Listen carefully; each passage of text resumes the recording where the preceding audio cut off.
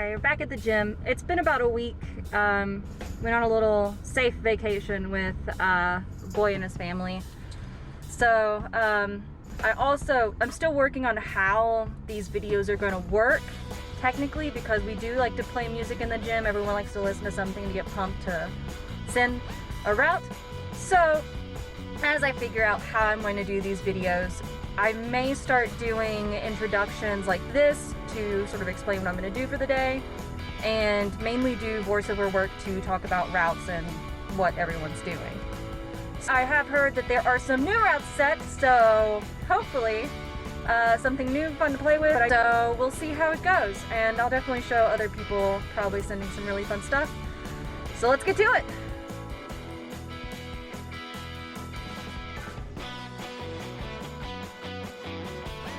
Hey guys, thanks for joining me for episode 2. So with new routes, it's always good to plan ahead what you're going to do before you get on the route, so you don't exhaust yourself wasting time looking around. My preferred method is the lay down method, where I lay down on my back and I can plan my hands and feet accordingly.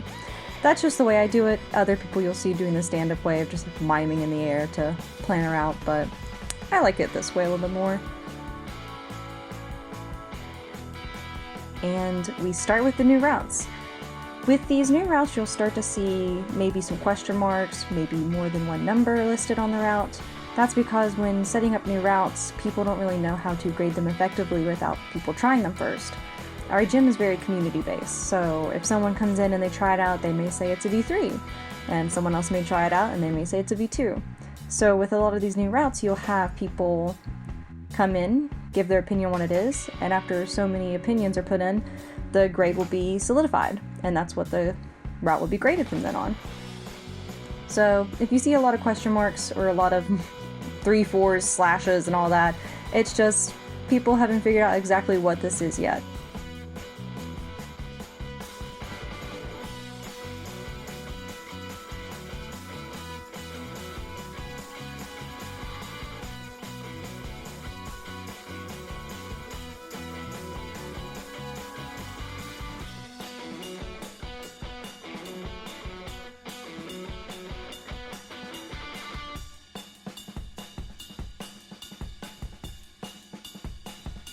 So this purple one and another one you'll see later are actually good examples of what I mentioned about grades feeling different for each person.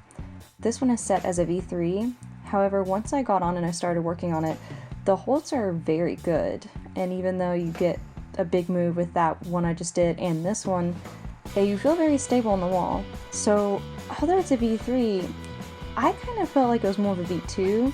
I felt really good with it. It actually is a very fun route, and definitely one that I'll continue using just as like a warm-up or just something to do 4x4s on. So in this beta we'll actually have Kara talk about what she's doing.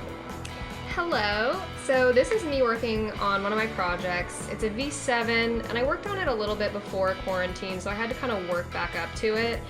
But I'm basically stuck on that move right there. I'm not just quite sure what to do with my feet. I've heard the beta is basically you get your feet on either side of that start hold and sort of do like a frog leg position thing. I'm not a huge fan of that, so I'm trying a couple of different things, like a heel hook here. Obviously didn't work. Then I smashed my knee on the next go and needed to take a break. Alright, so hopping on a new V4 that got set. V4s are still somewhat challenging for me. Usually it takes me a while to figure out exactly how the beta works, how I need to move my body for it, so I tend to work a little extra harder on V4s than I do most other lower grade routes. And you can see here that my beginning beta didn't really work out, so I need to take another look at it.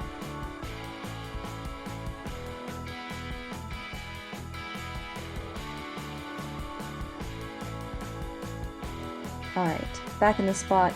Found the undercling that my right hand is on and found that that was a good way to get my body weight around so I wouldn't fall.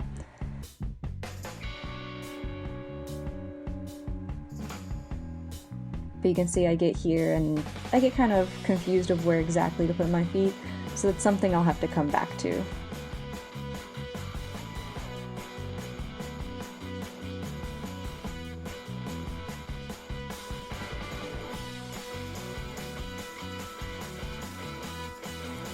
Alright, this was the last route that I recorded for the evening.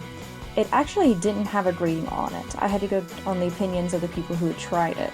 To me, it felt more like a 4 because it is a very technical boulder. There's a lot of weight balancing and weight shifting and a lot of putting weight on your left toe. And right here is sort of where you get that weight balancing. Now, this alien eye socket pinch is actually pretty solid, so once you get to that point, you feel a little bit safe, but I wasn't sure about the feet situation, so I decided to back off, take another look, give it another try.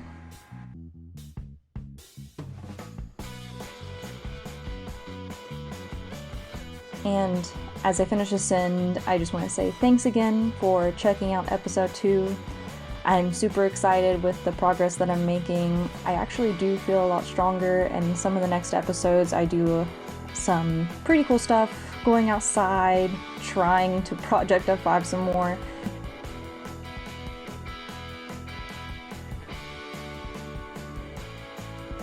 And we're back to the part, stab the alien in the eye with a pinch, shift the feet, and here's where it's more of, am I going to push through? Am I going to get up to it?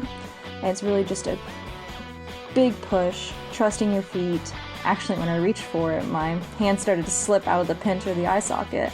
But that little bit of terrifying fear really pushes you to hold on a little bit stronger and do this end.